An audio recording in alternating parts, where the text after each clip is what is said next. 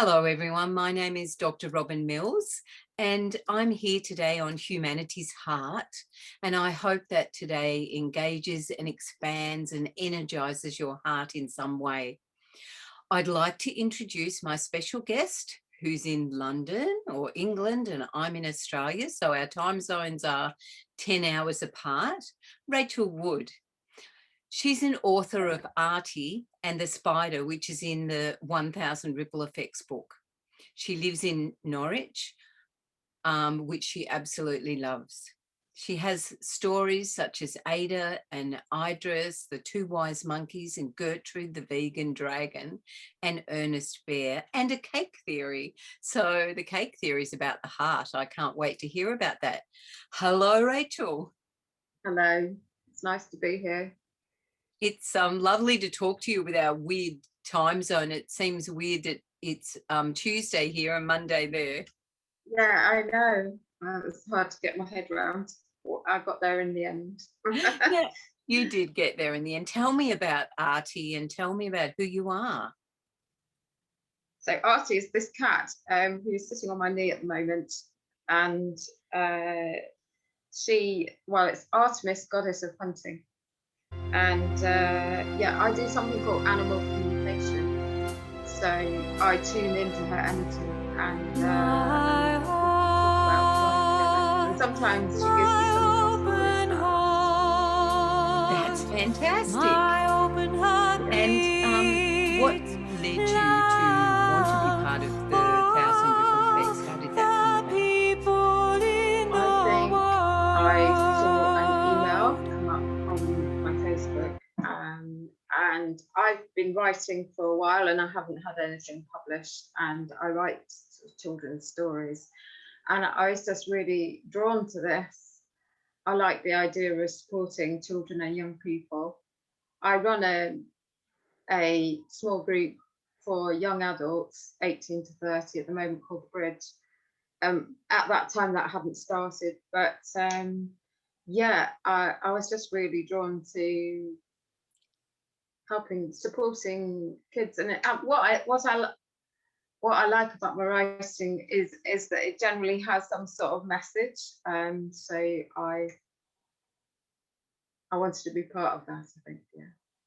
Yeah, it was very enticing to be able to be an author in a book with 1,000 other people, and it's exciting, and also to be able to express the difference that you'd like to make in the world to younger people as they're growing up. I just love that. I'm also part of it, so I just love it. So tell me about your stories. Tell me about Arty. Well, Arty and the Spider, that seems such a long time ago. But I tell you what, it started off with my kitten, when she was a kitten, she used to sit on a brush and I'd sort of zoom around the kitchen. And I don't know, it just came out of this imagination that she'd be tormented by a spider who was laughing at her. I think the basis of the idea was that she really hadn't got a voice, and it was a way of finding a voice. She got this spider sort of tormenting her in the corner, but eventually she manages to sort of be brave and come out of herself, and that was kind of the gem of the story, really. Yeah. And Ada and Idris? So they are two donkeys, and they've recently come to me. I don't know, just donkeys seem to fit right. And during this COVID time, I felt, well, I'll tell you one of my little stories. So the idea is that during this COVID time, I work in a shop, and I find it really quite stressful being out and about when people are so anxious all the time.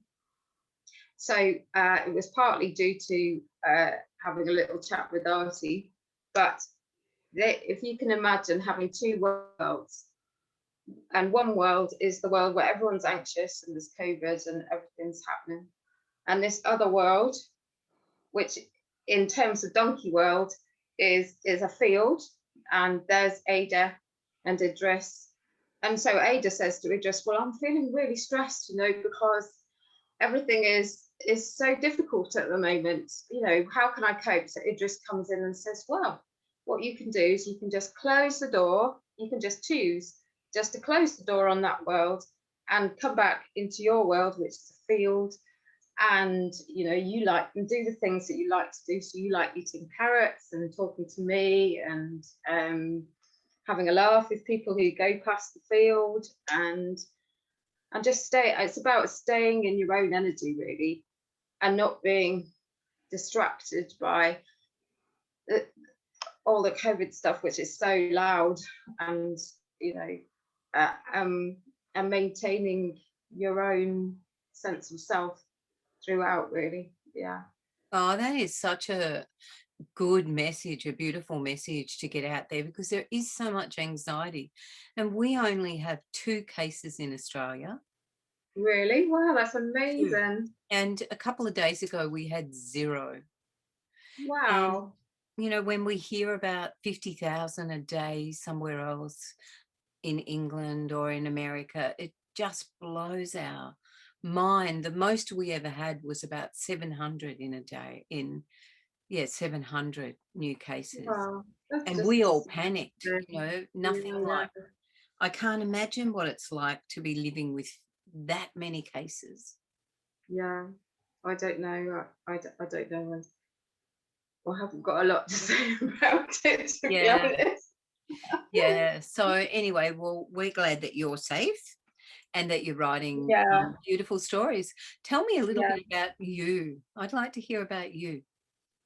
But I was born in a little place in Derbyshire, which is north of the UK, and it's a small town called Buxton, which was a spa town, and that means that it has a well that water bubbles up through the limestone rock and comes out. Yeah, and it's a beautiful place, and people come and I come and stay there for holidays and go walking and things. So I had a really nice sort of lovely place to grow up. But I was born with a mild disability. I believe it. Well, it's a bit like dyspraxia, and so that makes me a bit slower at things and a bit not great with my balance and spatial awareness and things like that. So the job I've got at the moment is the first job I've had for a long, many years. Anyway, I moved to Norwich about 10 years ago, and it's been the best thing that I've ever done, really, because I've got this job, and I found this friend, and we set up this little group together called the Bridge to support people with mental health difficulties and just young people who are struggling, really. So working in youth work field, that's voluntary at the moment, and that my paid work is Holland and Barrett is a health food store, which I also enjoy. So yeah, What a and beautiful balance. That's a beautiful balance. And, having yeah, being able to step out and help others. And I'm wondering what gave you the courage to move, because moving's a big thing. yeah. I did a counselling course in Buxton, and as a part of that, you have to do voluntary counselling sort of training alongside. So you do your course, and then I'm trying to think what the word is, but I had placements. Yeah, I had placements, and I worked in this for a disabled charity, which I loved, and I also worked in a place where my supervisor was he was really into meditation, and during one of the supervision sessions, it just came to me that I hadn't lived enough life, and I'd have to stop counselling. And a friend of mine had suggested that she'd moved to Norwich, so she suggested that I might like to come to Norwich and see how I got on living in a city. And I just knew that if I didn't stop counselling and move to Norwich, that I wouldn't grow. So that was, I just had to do it. So that was the impetus. to go forward. And it was just a moment of a light bulb moment, really. so so I did, and I went and stayed with my friend for a few months, and then found somewhere to live, and that's been me. Yeah, yeah. So Yeah, well, it that's does what take motivated me. it takes a lot of courage to have a light bulb moment, but then act on it. Because I don't know about you, but I would have had many light bulb moments in my life. Yeah. Not all of them I've acted on. Not all of them I've gone, yes, I'm going to do that and I'm going to do it now. Sometimes you go, oh, that'd be a good idea to do one day, and then of course one day Oh well, doesn't. I'm good at that as well. Yeah, my books, I've got lots of stories and characters, and I still need to get moving on that bit more. But yeah, that I've been really busy over during this time. Our shop hasn't shut over COVID, so we've been working all the way through, and I'm doing a youth work course and various other things. So I'm quite busy. So yeah, fitting it all in. Now tell me about your cake, your love Now cake. my cake theory, so that came from my cat, my animal communication, and she said to me one day, so um, I've I've got a cake theory for you. So the idea is that the cake bit of the cake is like your heart. It's squishy and full of good feelings, or squishy and good full of good tastes. Um, and the icing on the top is like your head, and that's the percentage of head to heart that you should use when you're making decisions. And so I might ask, sometimes I ask some of my colleagues, I say, what cake are you today? And when I bought this flat, it's changed now, but when I walked into this flat, I asked myself what cake it was, and it was a strawberry and cream and egg on toast cake. And although that sounded a bit strange, I thought I like both of those. So, and it is, when I came back after I bought it, it was painted peaches and cream, and the bathroom was like egg on toast colours. And yeah, I've enjoyed living here. So the idea is that it's the percentage of icing to cake or head to heart that you should use when you're making decisions, or and just show, so that what is that about, 1/10 icing and 9/10 heart or something like that, So yeah, that's the idea. What a Yeah. good analogy. That's a really beautiful analogy. And somehow it gets to they call, if people get it, then they kind of just come out of some random thing which sounds a bit strange, but it's right for them in that moment. So yeah.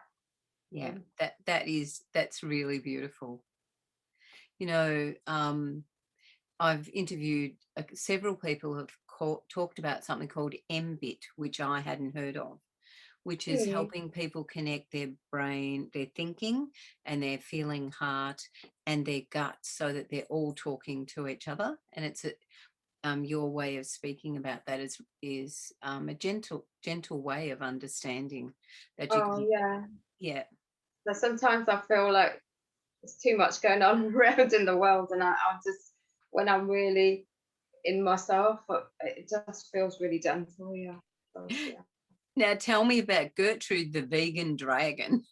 Oh yeah. So Gertrude, and so you've got Gertrude the vegan dragon, and then there's Ernest. He's the dyspraxic knight. Well, so I mean, he's basically me, really. And yeah, so he thinks to himself, oh, well, I think in the country there's a dragon and everybody's scared of him, and they don't know that she's vegan or anything. And there's a competition to kill the dragon, but he doesn't win. The Ernest, he falls off his horse, and because he's dyspraxic, he sort of loses his glasses, and he's got Arty to help him, but he's quite bad tempered about it all. So he stomps off up the hill, and by accident he finds the dragon, and he's really scared because he thinks the dragon's going to eat him. But she tells him that she's vegan, she doesn't eat people. So they've got her all wrong. And so then And then Arty catches up with them, and he says, Ernest gets really upset because he realizes that, you know, Gertrude's really kind and lovely. And so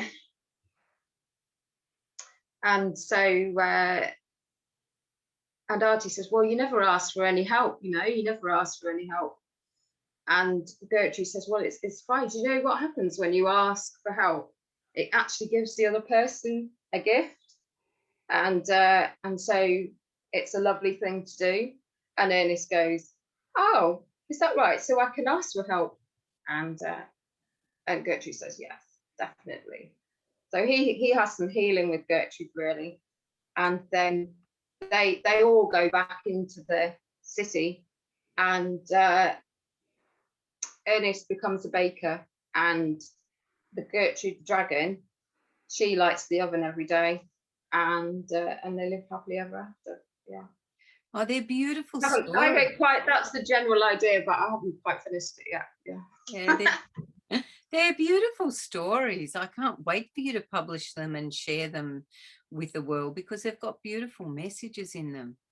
Thank you. That's really nice. I don't quite know how to get it out there, but yeah, I've joined a little group called the Mulby Writers, and they're really supportive. So that's lovely. And I also joined something called the London Writers Bureau, which over this time, they set that up about a year ago, and it's on Zoom and you can link in. There's lots of time zones. So I think there's about 4 different sessions where writers can get together online. So yeah, I can recommend that to anybody. It's really nice. So that's a lovely supportive environment. And so I'm hoping to get some more writing done. And yeah.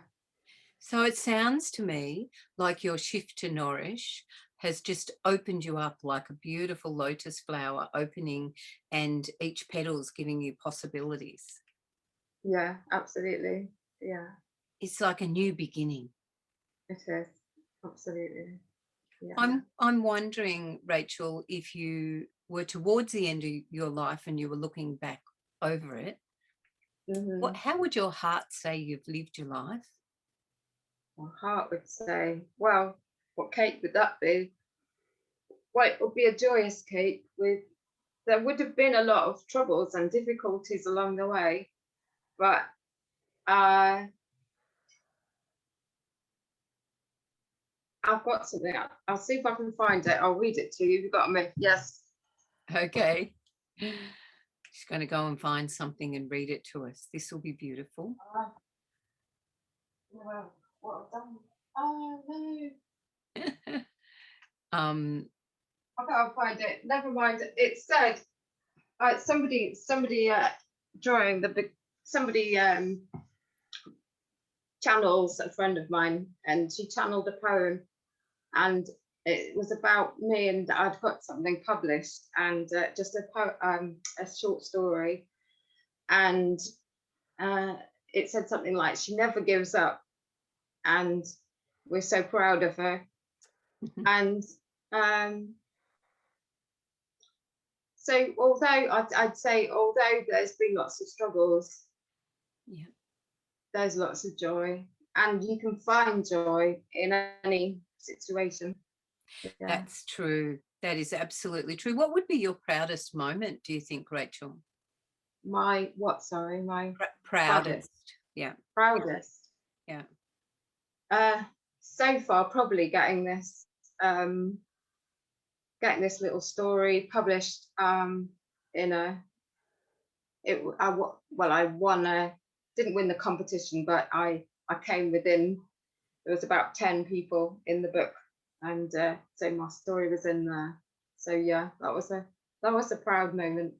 Oh, yeah. That's beautiful to be able to put words down and to have them in print for other people to read.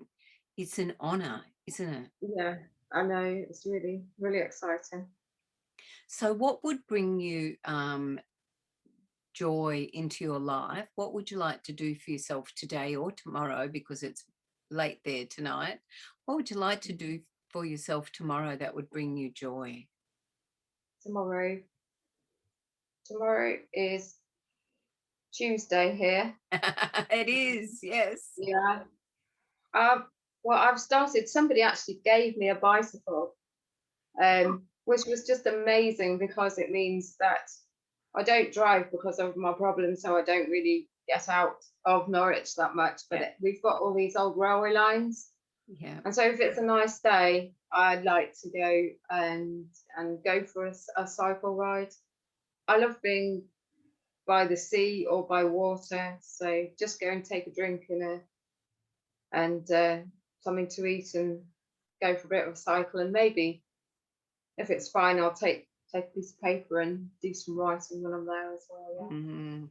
It Or sounds like yeah, see some friends as well. Yeah, maybe go for a walk with some friends. Yeah. so they're the things that bring joy into your life, and obviously writing is front and center for that. Yeah. Yeah. Totally.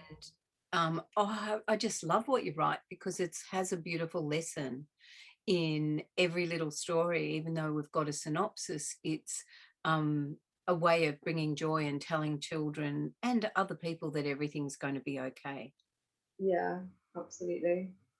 As our interview is coming towards an end, Rachel, is there anything that you wanted to say that I haven't asked you?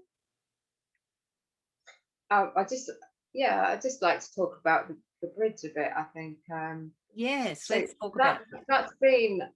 that's been amazing because I met my friend when I first moved to Norwich, and she actually came from the same place that I. So she'd lived in Buxton with her family, but I'd never met her, and so Yeah. then we met. So that was amazing. And she's a youth worker, and she's been a youth worker for a long time. And she saw a niche that in the UK there's lots of support for young adults until they're 25, and then after they're 25 it all just stops and they become an adult, and they have to go into adult services and they lose contact with their friends and the support systems that they had. So she wanted to create something that transitioned over that age gap, so that's why it's called the bridge. And so she and I ran it for a while, well, for a good year and a half, and now she's taken the back step and I run it now. See, that's a challenge because I use Zoom, we use Zoom, and it's changed because we used to meet in a little cafe, in a community cafe. I'm proud of that. I'm really proud of that. And Oh, I guess I'm using my counselling skills, but I'm learning all the time. I get things wrong sometimes, and it's just lovely. I really enjoy it. Yeah. you found the purpose that you're meant to participate in, and when you're in flow like that, you're doing the thing that you've been gifted to do. Yeah, It has this heartwarming feeling about everything being right, doesn't it? it does, and it almost feels like it's forming a bridge in me because it makes me Yeah, feel more balanced. Yeah, less out of balance kind of thing. So yeah, I like that. It's a yeah, bridge. It's connecting you to them and them to you, but it's yeah, also connecting you to yourself. yeah. It definitely has. Yeah, Yeah. I'm definitely more confident than I used to be, and having the job as well. That's made a big difference to my life, and having the finance that comes from that. So yeah, growing in confidence, definitely. I Yeah, really love that's what I just see you as this flower that's opening and all the possibilities are coming to you. yeah, And it's because you had the courage to make the decision to change your life. yeah, yeah. Beautiful. Mm. That's beautiful. I'm really glad you talked about the bridge because it's central to who you are right now. Yeah, totally. It really is. Yeah. And your story is not that dissimilar to Tracy from 1000 Ripple Effects because she's helping people who come out of the system when they're 18 and they don't have Yeah, anywhere to go. And that's so your stories are closely aligned. yeah, absolutely. And I didn't realize that at first when I started off, Yeah. since it started. Yeah, I can see that. Yeah, she wants to, she is, not wants to, she's creating a place where when children are let go from the system, that they have somewhere to go that's nurturing, loving, supportive, and helps people be the best version of themselves they can be. Yeah, So very similar. It's going to be amazing. It's going to be published really soon. It's going to be amazing. is it? Oh, Yeah. fantastic. Yeah. Rachel, it's been really lovely talking with you today. It's been a really gentle conversation between us. I hope that you've enjoyed it too. I really have. Yeah, it's great. I look forward to seeing your contribution in the book. Yeah. Thank you. And has somebody interviewed you as well? Yes, I am. I'm being interviewed later today, actually. Oh, good. Yeah. So I hope that our conversation, Rachel and I, has energized, engaged, or expanded your heart in some way. And until we meet again, may your heart beat to the rhythm of humanity's heart. Bye for now, Rachel. Bye-bye. Thank you very much. Pleasure.